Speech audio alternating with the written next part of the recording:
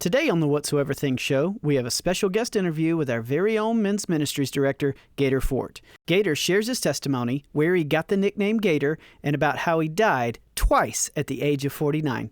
And this is only part one. It's another great show, so hang on, here we go. Well, hey there, everyone. Welcome to the Whatsoever Thing show, a podcast designed to stimulate your mind, tickle your funny bone, and encourage your faith. Finally, brothers, whatever is true, whatever is honorable, whatever is just, whatever is pure, whatever is lovely, whatever is commendable, if there is any excellence, if there is anything worthy of praise, think about these things. This is the Whatsoever Thing show, recorded on April 19th, 2021. I'm not going anywhere. This is part one of our interview with Gator. Part two will be released as a special bonus episode next Thursday, so make sure you're subscribed. And now, on with the show.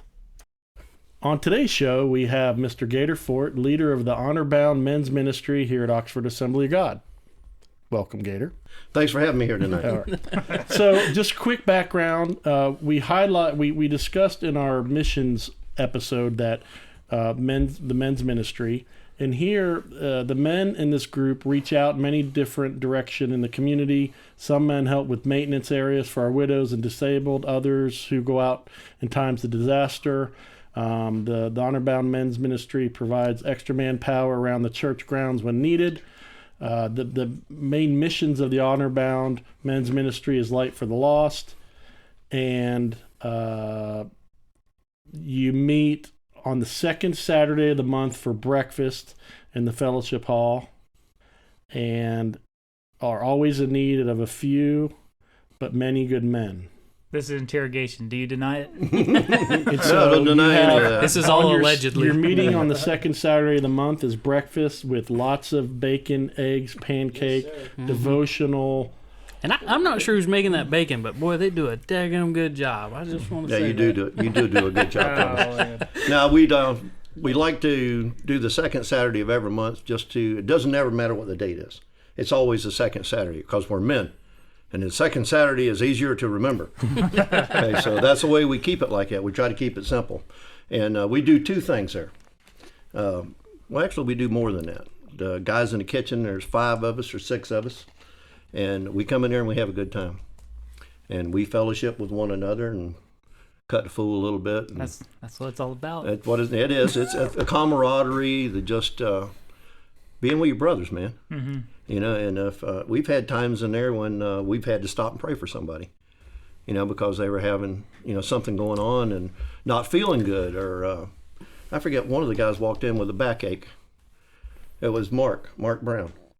And he come in there and he was trying to help us, and he was just literally hurting, and I could see it in his face, and I asked Mark, what's going on? And he says, my back is just killing me. So I just said, well, you know what? We need to pray for her right now. So we all stopped, anointed him with oil, and prayed for him.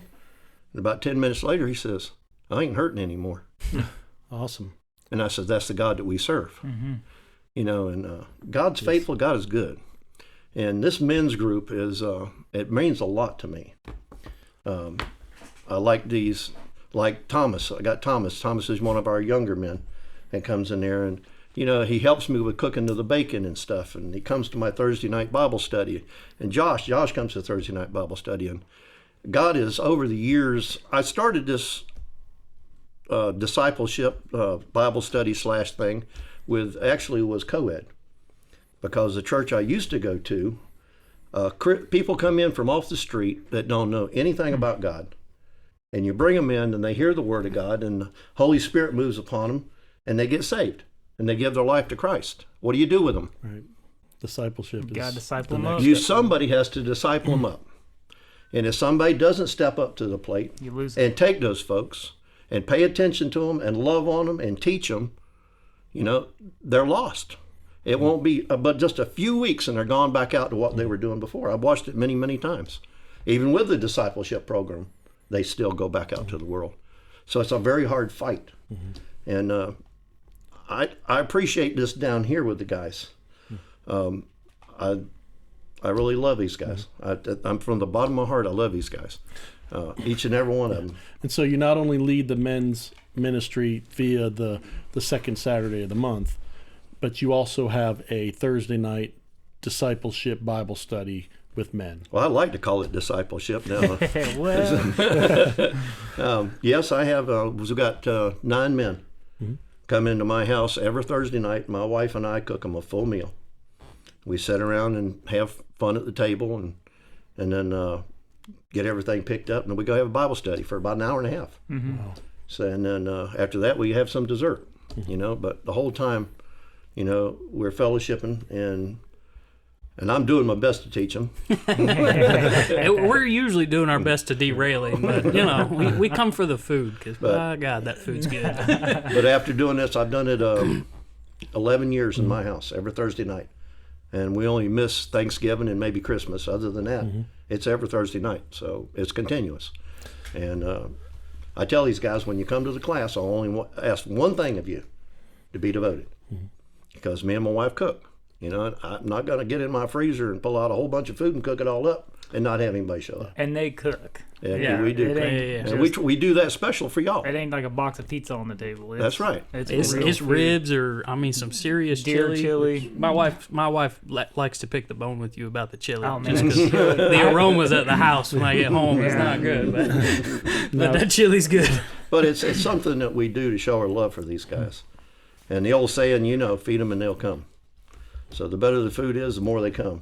Sometimes I can't get rid of them, but Now, Gator, I've had the good privilege of being on a couple of number of Omega missions trips and heard you preach in Cuba and in Lithuania, in Montana, and so you're spread throughout this church. You kick off your Sunday school class. How do you do that? Tell us about that. kick off the Sunday school class with a shofar.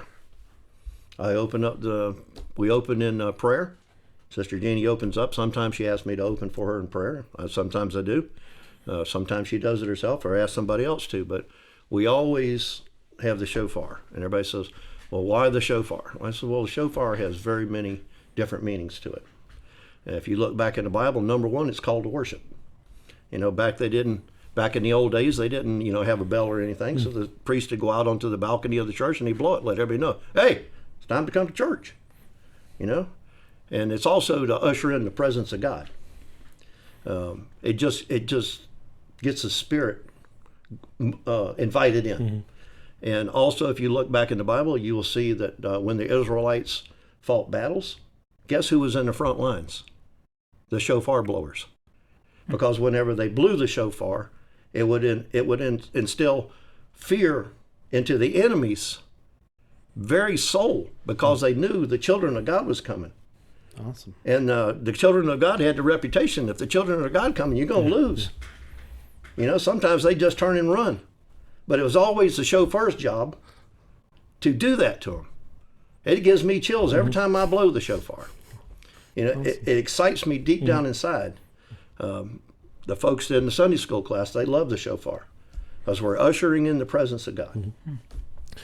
And one, that's awesome. One last thing that you're known for is you're like the church cook. Yeah. And not only talking about that breakfast, but whenever we have the banquet for the helpers, you're out there grilling all the steaks. When 225, not this year, but past year, me and Brother Tim cooked 225 steaks. Wow. And then for the Omega Missions food fundraiser, Yep. the chicken perlo, you're there. Yep. You've got me trained on the beans and the making the green beans. So that's awesome. Now, did you taste test all 225 steaks? That's a the little real No, but question. we'd cut out one about every now and then.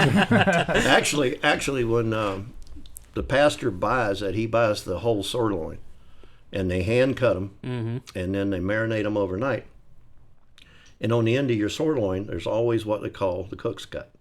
It's the tail. We call it the tail because it's not big enough to serve to anybody. So you put the tailings in a pan, and that's what the cooks eat. So about every second round on the grill, we throw in we put a piece of tailing in and make sure that the quality control is taken care of. So what do you do in your free time, Gator? That's what I want to know. All that time. Come on down your here and hands. talk on programs like this. No, you never have much free time whenever you're serving the Lord. But everybody's, that's a good question because people always ask me, so where do you get all that energy from? You know, well, most of you guys know I died twice when I was 49. I'm fixing to turn 66. And God has done nothing but bless me. So you died twice. Died twice in one day. You think you got another one in you?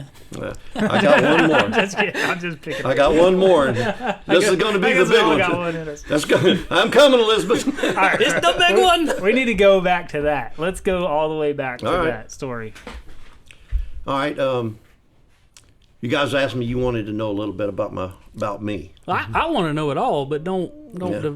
You know. Me and Thomas have a bet, by the way, on how you got that alias. Yeah. Because what's your real name, Gator? Cornelius. Cornelius. We want to know how you got the nickname, but I kind of think we should go ahead and toss out what we think so we can see who might be close. So I've got, if it's bank heist and the cops gave you the name Gator because a gator was involved, then I get some money. And what was yours? Mine was, so you've heard the old saying, snitches get stitches. Mm-hmm. Well, I'm thinking back in the day, snitches didn't get stitches. You just fed them to the gators. That's what I'm thinking it is. You got something, Mike? You know, I was raised in the church. I cut my teeth on a pew, and I come from an apostolic Pentecostal background. It was very strict. I mean, you had to get saved at least 3 times a week. And every time it was always hell, fire, and brimstone, which there's nothing wrong with that, but you can't have it all the time. I'm sorry, you know. A man needs to know he's going to hell for doing certain things, but you got to have a little bit of other substance in there for the man to grow on, you know. But my dad died when I was 15, and whenever my dad died and I didn't have to go to church no more, I didn't go. I've been on my own since I was 16 years old. I've been a father and had a 40-hour-week job since I was 17. Never slacked on nothing. Always took care of my family. Always worked hard. Always tried to prove to myself that I was a man. And a man steps up to the plate and does what a man needs to do, not like we do nowadays. And I'm sorry, but that's the truth. Mm-hmm. And that's back when a man's handshake was his bond. You know, my dad taught me, you shake a man's hand and you tell him you're going to do something, you don't do it, you're a low-life, egg-sucking dog. You know, you're not worth the spit, you know. So he instilled that in us in a younger age. But Dad was pretty strict, too. And, you know, he used to carry the belt in his back pocket. You know, he didn't have it around his waist. He had it folded up in his back pocket, you know. So he didn't have to go very far to get to it. But anyway, besides that, did he ever wear it around his waist? And then he finally just said, he had one around his waist, too. Day. If he got them both going, we call him Zorro. But, no, it was very strict in our house growing up in the church. You couldn't listen to radio. You couldn't go to a ball game. You couldn't go to a dance. I mean, you couldn't do anything. It was fun. And whenever I got out from underneath of that thumb of rule, I went wild. Mm-hmm. Like I said, I've been on my own since I was 16. And I did whatever I wanted, and I did it many times. And when I got married at 17, and my first wife's family were up in Detroit. And there wasn't nothing happening around this old town, you know. We used to call it anything for a buck. You do anything for a buck. We work doing this, work doing that. Doesn't matter. If it paid, I'll do it, you know. But we moved up there because we were going to be making the big money up there. So we moved to Detroit when I was 17, and I had 2 jobs while I was in Detroit. One, I worked for Global Van Lines, and I moved furniture for 3 years on a moving truck. And I was too young to go out of state. The insurance wouldn't cover me. So I did everything inside of the state. Yeah. And I hustled. And whenever drivers come in, they pay you to help unload their trucks. And I was always one of the first ones picked because I hustled. I worked hard, you know, and I give the driver his money's worth. I did that for a few years, and my wife left me. I come home one day, and I didn't have no furniture. I didn't have a wife. I didn't have a child. I didn't have a bank account. Didn't have a car. I didn't have anything. Come home at 11 o'clock at night to an empty nothing. So pretty much from there on, I just did my own thing because I didn't have my wife around and my kid around to take care of anymore. So I was pretty much open to do what I wanted to. So the opportunity come up. I went to work in the steel mill in Detroit. What they call a hammer shop, where they do drop forging. And I accelerated very successfully in that because I am very talented with my hands. I've got good coordination and rhythm, and that's all it's all about when you're in a hammer shop, because the machine pounds, and it's got a rhythm to it on the pounding, and you have to put hot steel into it and make the pieces and cut them off, put them back in the furnace, reheat them. And I'm a qualified heater. I could get a job any place in the United States with being a heater, because I'm certified for that. And I did that for a couple of years. Well, I got the afternoon shift. I worked from 3 o'clock to 11 o'clock at night. Bars is just starting out at 11 o'clock at night. Mm-hmm. And you got all day to sleep off the hangover. Got all day to sleep it off. So that was my life for the next couple of years. And it wasn't good. I mean, I had all the women I wanted. I had 4 girlfriends at one time. That's it? That was it. The rookie numbers. What's those numbers up? I didn't. They'd come over and pick me up. I didn't even have to drive. I didn't have a license. They'd come get me. You know, I had all the drugs you wanted, because Detroit City, buddy, it's whatever you want, whenever you want, however you want. Mm-hmm. You know, and I was into that life. And by the way, it was back in the early 80s where that would be disco. You know, unbutton your shirt down to your belly button, have your Mercedes-Benz emblem with your gold chain hanging around your neck, with your platform shoes on and your white bell bottoms. We're gonna need a picture. That's gonna be the Believe it or not, there's a couple at the house. Yes. Oh yes, with my long hair. That's all right. Writing this down for Thursday. Picture. But I had that life for a while. Then Shreen, my wife that I've been together with now for over 42 years. Lived with my mom. She was kind of a black sheep of the family, just like I was, and she moved out of her house and moved in with my mother because my sister was her best friend. And she lived with my mom for 10 years. And good thing, because Mama taught her all that good Southern cooking. Sure did. And yeah, you can testify. I can testify to that one. But we hooked up. Actually, me and her used to double date in high school. Her with her first husband, and me with my first wife.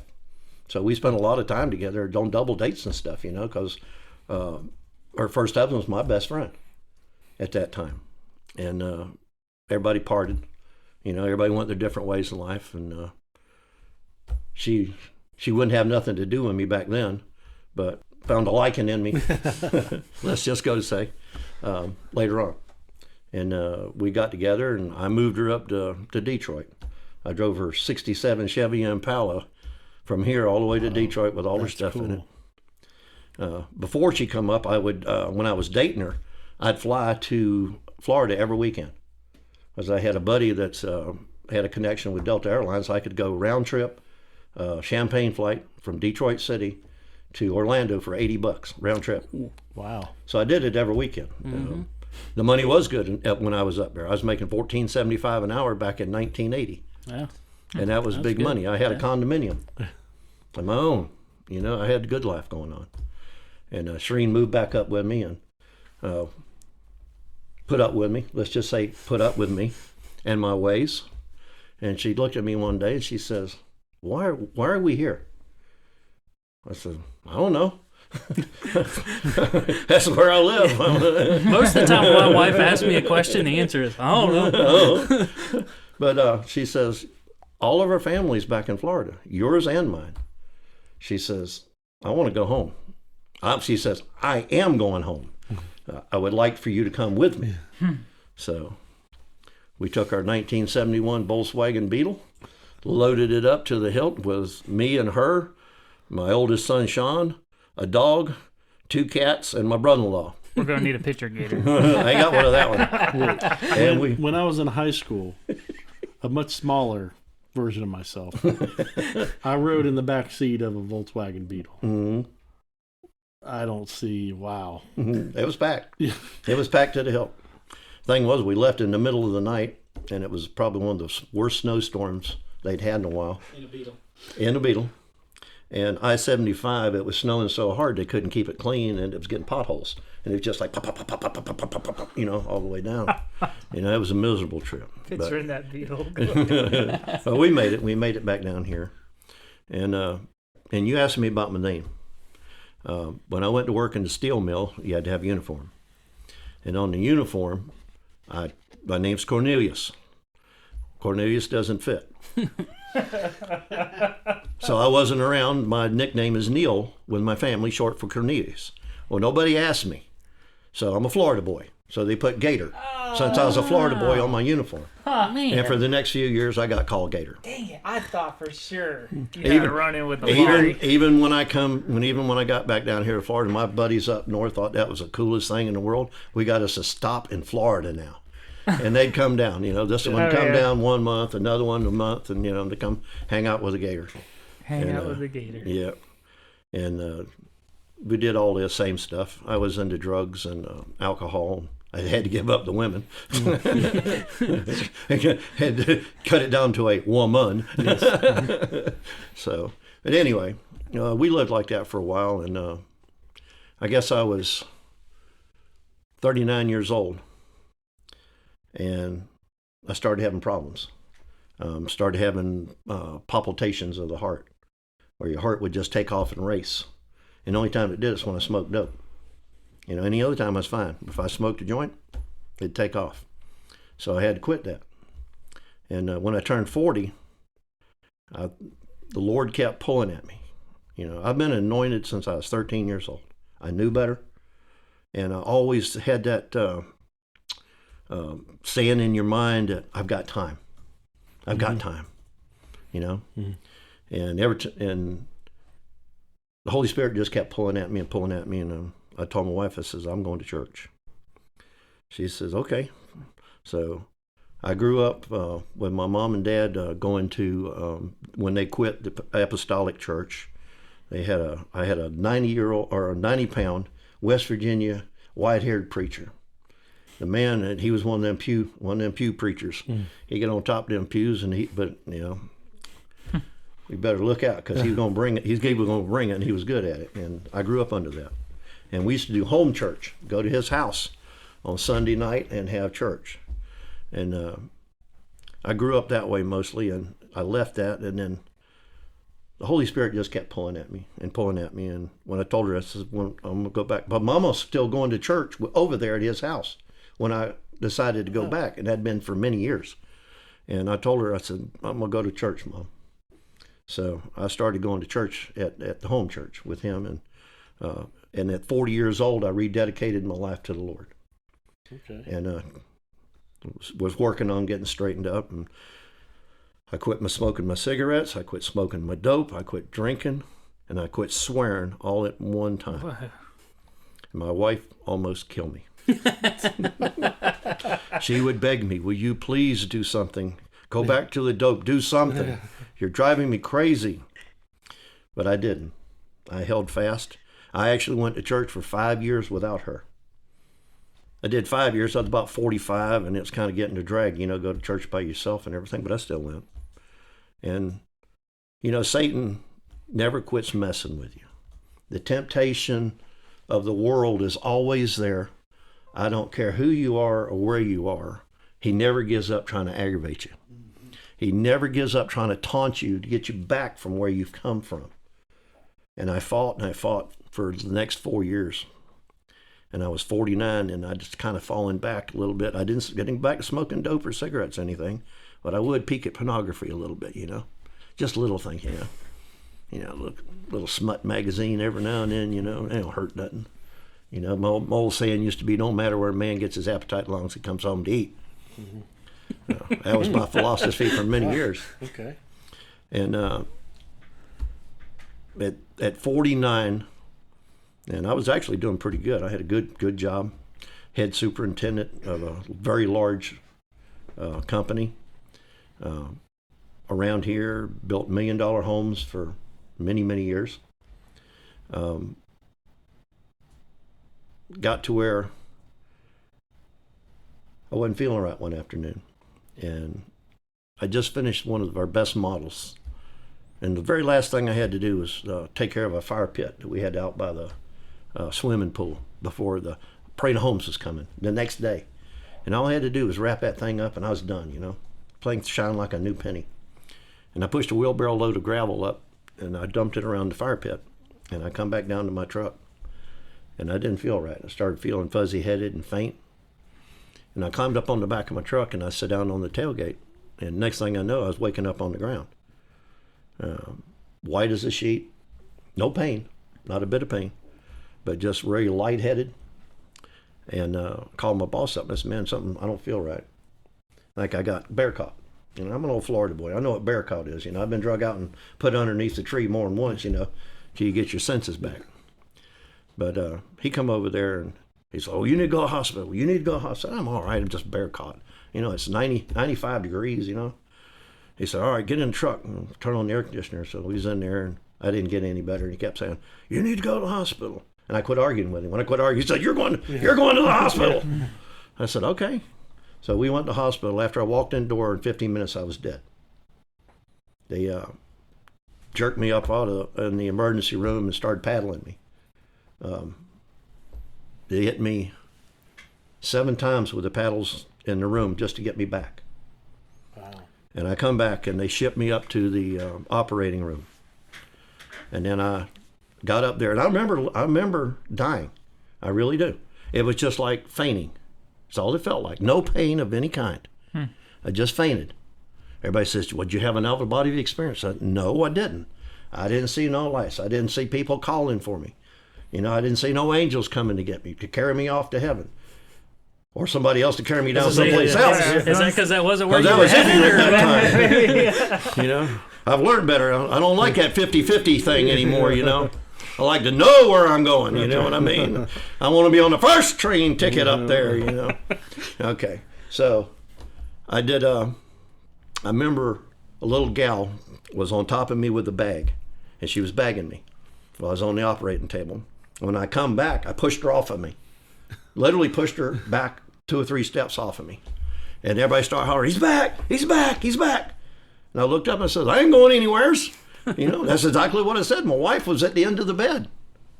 You know, and they said, well, you know, they started working on me. They were trying to do a catheter on me. So they're trying to knock me out. I was trying to come back. They're trying to knock me out so they can stick this thing up my groin to get into my heart to open up my blood veins. Just let me die.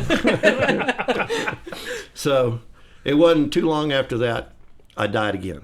I died, well, he got the catheter in me and was working on me, and I died again. Now, that time I don't remember dying because I was already out. But I do remember coming back.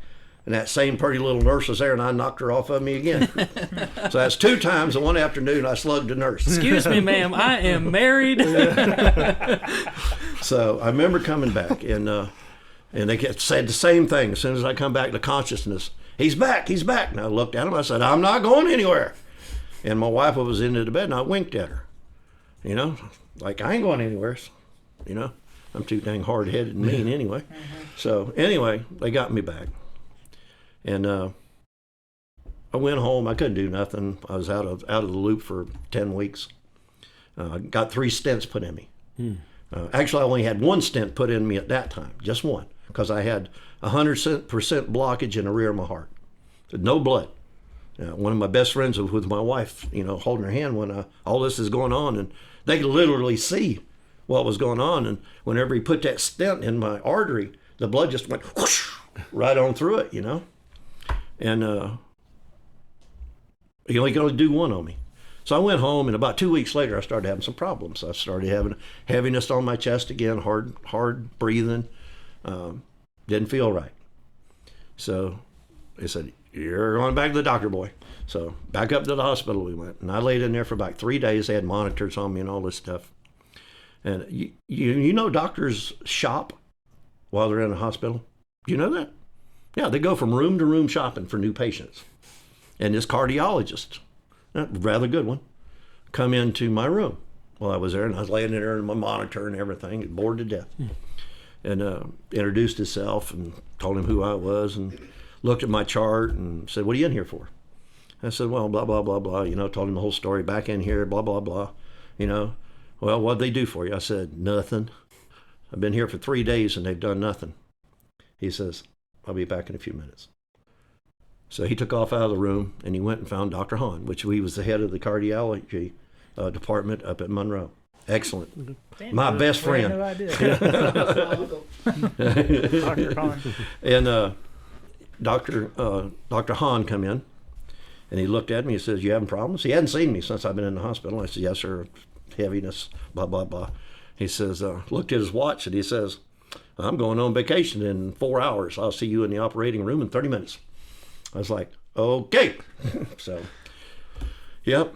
So they didn't dilly-dally either. They come right on in, and they got me. And this little bitty blonde, young thing, probably 21, 22 years old, I figure. And she was at the end of the gurney. And she just kept looking at me, and smiling and smiling. Looked like she's going to explode. And all of a sudden she says, Mr. Fort. And I said, yes, ma'am. She says, I'm the one that paddled you. Huh. Now, first off, you need to know the story. When they paddle somebody with a heart attack, you get hit like 3 or 4 times. That is it. Dr. Hahn told me, he says, you don't know how lucky a man you are. He says, we hit you 3 or 4 times. If you do not respond, you are dead. I says, okay. So when this little gal spoke up, and she says, Mr. Fort, I said, yes, ma'am. She says, I'm the one that paddled you. She says, and I was not going to let you die because you were the first patient I had ever put paddles to. Oh, wow. And they hit me a total of 16 times. Wow. Now, if that ain't a God thing, yeah, I don't know what is. Yeah. And I told her, I says, you're my best friend.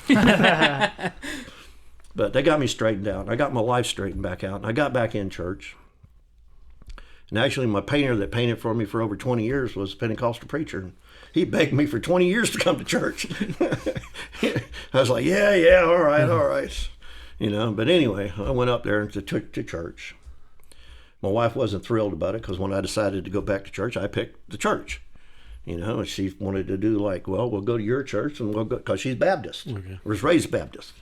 She kind of resented that it's the way I am. I'm a superintendent, been a superintendent for over 30 years, been in construction business 40. I'm kind of hard-headed. So when I decided to go back to church, I was going back to what I knew.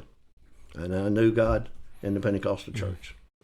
So I went back there, and he gave the altar call. Because I was lukewarm. Yeah.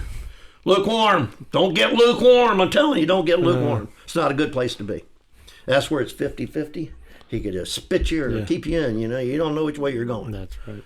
So he'd give that altar call Sunday after Sunday. He'd give that altar call, and get the old white knuckles out, hold on to the back of that pew. I ain't going up there. Ain't no way you're dragging me up there. Oh, okay, I'm going.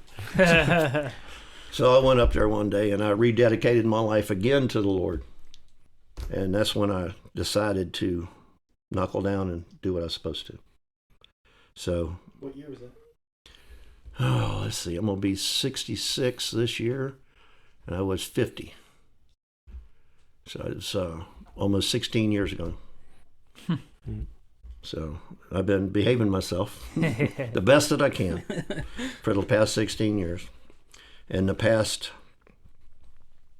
probably 14 years, I've been trying to minister to men and make a difference. Because I don't want anybody to go down the road I was in, because it's not a good place to be. Mm-hmm. And the Lord has just opened up everything for me. He takes care of me no matter what. I learned not to sweat the small stuff. I don't sweat the big stuff either, because it's going to be what God's will is in my life. Because He does everything for for me. Like that little blonde nurse that never ever put the paddles on some poor sucker except me, and hit me 16 times, which was off the rule book.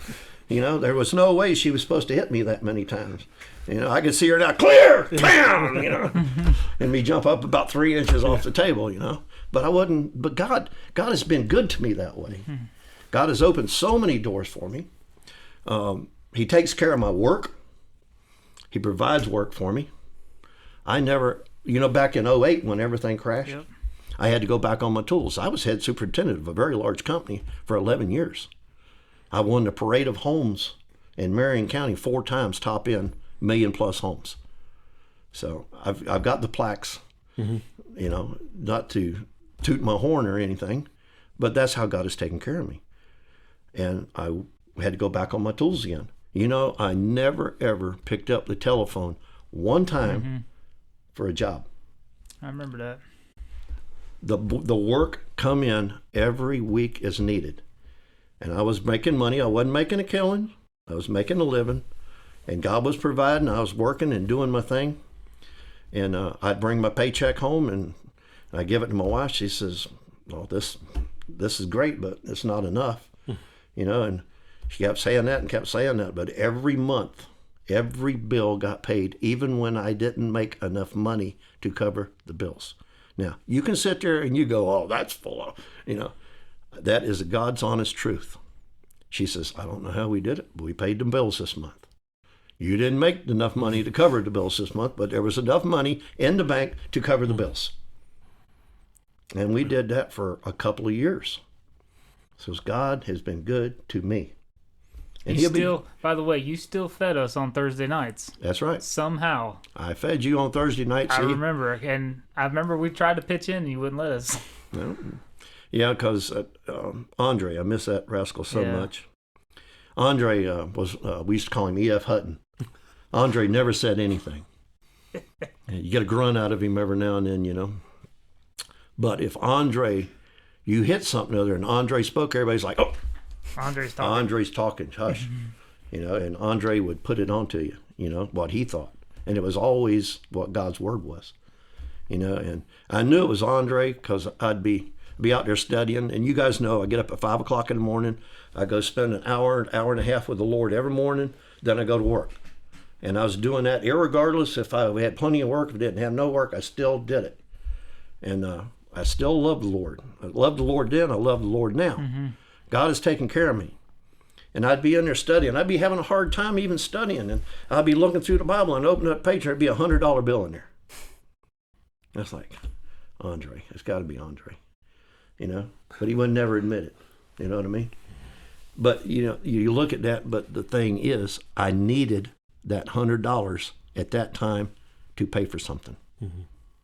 Every time I needed that $100, it was in the books of my Bible. God's good to me, man. Yes. Yeah. Yes. He's taken care of me all these years, even when I was a knucklehead. So you guys missed the last men's breakfast. I preached on lumpology and being the greatest lumpologist that ever was. Everybody's going, lumpology? What in the world is lumpology? I had to explain to them what lumpology was. Lumpology is when you're such a knucklehead, the Lord has to let you take a couple of lumps. Then you get the gist of it. Yeah. Then you become a lumpologist. You're a professional. And everybody started laughing. I said, don't you sit there and laugh at me like that. I know some of you, I got a bachelor's. I know some of y'all got a master's degree. In lumpology. In lumpology. And they were rolling. But I don't plan the sermons. I did plan a sermon. I had a whole thing. I worked all week long on it. I had sayings from Billy Graham and all this, and I was going in there, and I was like, I had this whole lesson ready, and God put the shabash to it. And I forget, I told one of you, I think it was Chad, I forget who it was. Anyway, I told you I cleaned my roof off with my leaves and all that stuff, and it took me all week long to do it, and I was busy every night after work till dark. And I got all the leaves off my roof because all this rain was coming. I knew it was, and it's so hard. When they're 3 inches thick on your roof, you got to get them off of there. Yeah. So I did that. I was out there, and I was dead dog tired. We were on the last pile. Shereen was out there helping me, cheering me on, chasing me with a stick. And I was down to like the last 2 wheelbarrow loads. And it was Friday afternoon, and I was tired. Done work 40-hour week, and worked every night that week to get all the stuff taken care of before the rain come. And I'm down to the last couple, and I'm thinking about my sermon I'm going to do on Saturday morning, and I'm rehearsing it in my head. And the Lord says, nope. I was like, okay. Lumpology. I'm going, what? What in the world is lumpology? Then God started reminding me of what a knucklehead I used to be. How I used to have to take my lumps. And some of them were pretty good lumps, too. Now, heart attack ain't nothing to sneeze at. That's a big old lump that you're going to carry around for a while on top of your head. But God started showing me where he's brought me from and where he's got me to right now and how good he's been to me. And it was all them hard times and all them times that I wouldn't listen to him. That's how you get your lumps. And that's how you become a lumpologist. Because it takes a while sometimes for it to sink into you what God is trying to show you and get you to do. Mm-hmm. And God has done that all the way through it. He's put up with me. He's taken care of me. He's watched over. He's loved me. And I am nothing special. Well, I'm like Paul. You know, I'm probably one of the worst at one time in my life. But God has taken an old warped board and he's got a little bit of the bend out of it. He's got some more to unfold yet. Mm-hmm. But he's got me straightened out a little bit so that I can try to help other folks. And that's the reason I'm so passionate about the men. Because I don't want to see anybody have to go down and be a lumpologist. If I can tell you ahead of time and show you ahead of time, you don't need to be a lumpologist. You don't have to study lumpology. Let me get you out of there. Let me teach you. Let me show you how good God is to you. Because God is good. He says, if you will just surrender and do what he says, he promises to take care of you. Yeah. And he has with me. Even with me being a lumpologist, he's taken care of me. And I've devoted all of my life to him right now. If he asks, I'll do it. If he shows, I'll do it.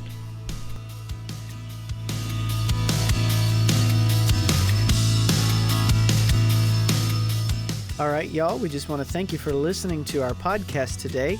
The Whatsoever Things podcast is just a group of folks sitting around talking about their faith, and it does not necessarily represent the views or opinions of the leadership of Oxford Assembly of God. Don't forget to subscribe to our podcast. You can subscribe in whatever your favorite podcast application is. And if you'd like to find out more information about our church, you can visit our website at www.oxfordag.org. That's oxfordag.org. We'll see you next time.